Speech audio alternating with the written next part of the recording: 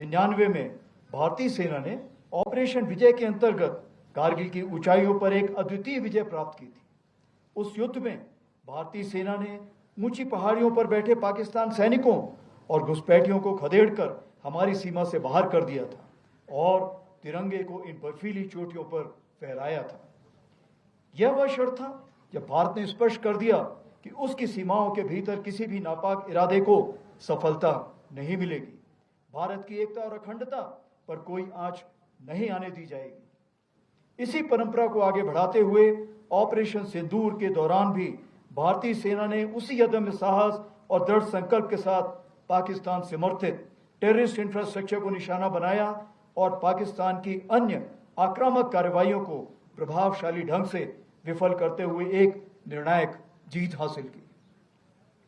हमने शांति को अवसर दिया, पर उसने कायरता की कार्रवाई की और उसका उत्तर केवल हमने पराक्रम से दिया। ऑपरेशन सिंदूर हमारा संकल्प, संदेश भी और उत्तर भी। पहलगाम में हुई कायरतापूर्ण आतंकी हमला पूरे देश के लिए गहरी चोट था, लेकिन इस बार भारत ने सिर्फ शोक नहीं जताया, बल्कि ठान लिया कि अब जवाब निर्णायक होगा। देशवासियों का अटूट विश्वास और सरकार द्वारा दी गई रणनीतिक स्वतंत्रता से भारतीय सेना ने एक सुनियोजित, सटीक और निर्णायक जवाब दिया। भारतीय सेना ने 6 और 7 मई की रात को पाकिस्तान और पाकिस्तान ऑक्यूपाइड जम्मू एंड कश्मीर में 9 हाई वैल्यू आतंकवादी ठिकानों को निशाना बनाया, बिना किसी मासूम नागरिक को हानि पहुंचाए हुए। यह केवल जवाब नहीं था, यह स्पष्ट संदेश था कि आतंकवाद को सहारा देने वाले अब नहीं बचेंगे। 7 से 9 मई को पाकिस्तान द्वारा की गई सैन्य कार्रवाई पर भारतीय सेना ने नपातुला और सटीक जवाब दिया। हमारी आर्मी एयर डिफेंस एक अजय दीवार बनकर सामने खड़ी रही, जिसे कोई ड्रोन या मिसाइल भेद नहीं सका। यह सब होल ऑफ नेशन अप्रोच के अंतर हुआ, जहां थल सेना, वायुसेना, नौसेना और अन्य सरकारी और प्राइवेट डिपार्टमेंट्स सब एक साथ मिलकर खड़े हुए, जिसमें एनजीओ भी शामिल थे। जो भी शक्तियां भारत की संप्रभुता, अखंडता या जनता को क्षति पहुंचाने की योजना बना रही हैं, उन्हें करारा जवाब दिया जाएगा और आगे भी दिया जाएगा। यही भारत देश का न्यू नॉर्मल है। आज की भारतीय सेना न केवल वर्तमान चुनौतियों का सफलतापूर्वक सामना कर रही, बल्कि हम नित्य प्रतिदिन एक परिवर्तनशील, आधुनिक और भविष्य उन्मुख शक्ति के रूप में तेजी से अग्रसर हो रहे हैं।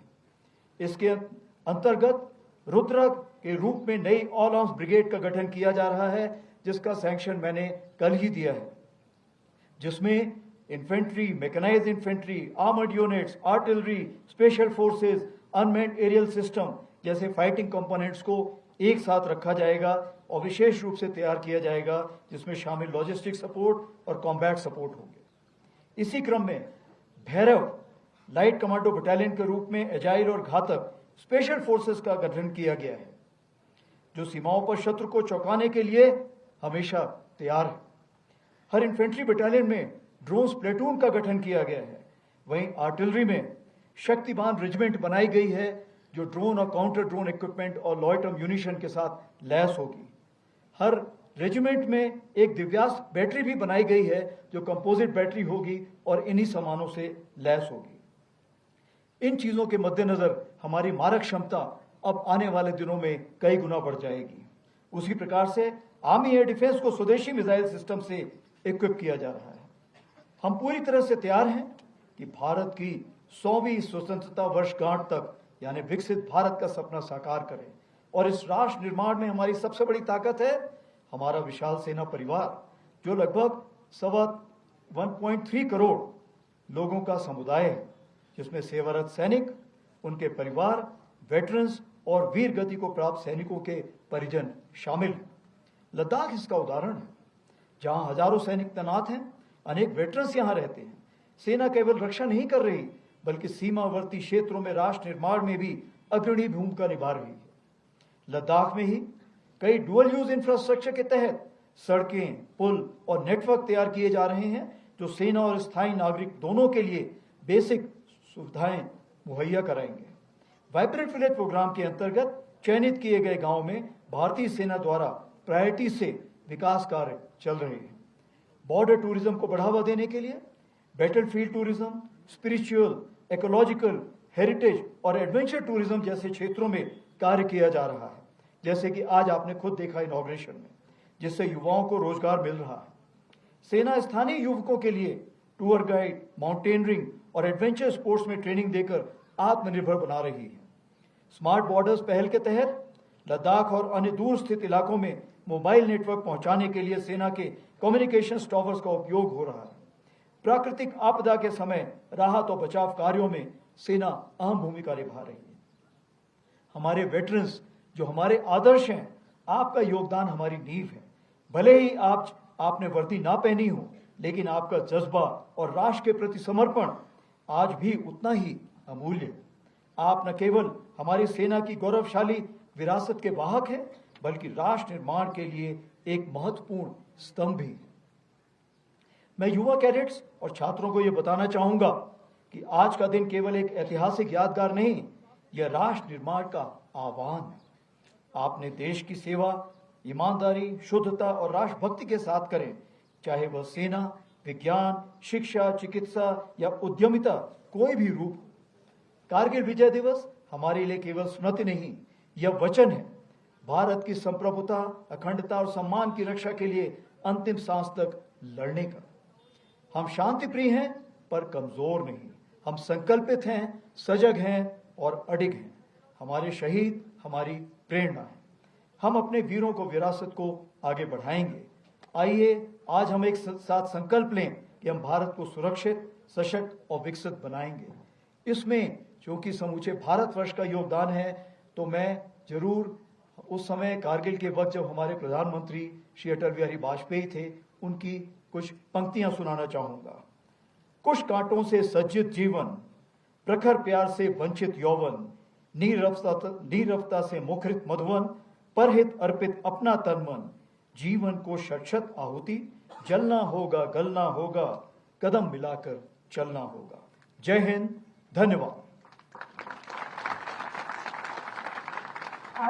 आप सबसे अनुरोध है कि आप अपने स्थान पर खड़े होकर हमारे साथ 3 बार भारत माता की जय पुकारें। भारत माता की जय, भारत माता की जय, भारत माता की जय। जय हिंद। अब थलसेना You just heard the Army Chief General Upendra Dwivedi. He started by saying that he remembers all those brave hearts. 26 years ago, India versus Pakistan, the Kargil war took place. It took almost 2 months. India finally defeated Pakistan. It was a befitting response that was given by the Indian Armed Forces. The Army Chief said it was very, very clear that there will be no compromise with India's sovereignty. Pahalgaon terror attack was a cowardly attack. This is something that India has been maintaining since day one. We all need to be together, and the world will now understand what India means. The kind of power that we have, the kind of forces that we have, the Army, the Air Force, the Navy, all of them have now told the world that India will not be rattled and India will not bow down. Big message which is coming in from the Army Chief General Upendra Dwivedi. This is the first time that he has spoken about the Pahalgaon terror attack after Operation Sindoor. The Army Chief also spoke about the fact that India destroyed 9 terror targets inside Pakistan, and it was a befitting response. It was the entire nation. The entire nation stood united, and unitedly we gave a counter response to Pakistan. It's not just Pakistan. This is a message to the world. In fact, we will give a very strong response to all those who try to compromise our sovereignty.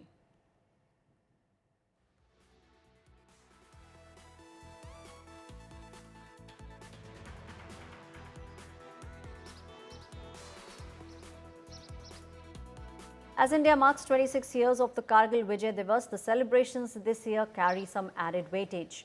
This is coming in the wake of Operation Sindoor. Indian Army's enhanced capabilities, the drones, the robo-dogs and the upgraded air defense system, all of them show how far India has come since the Kargil War of 1999.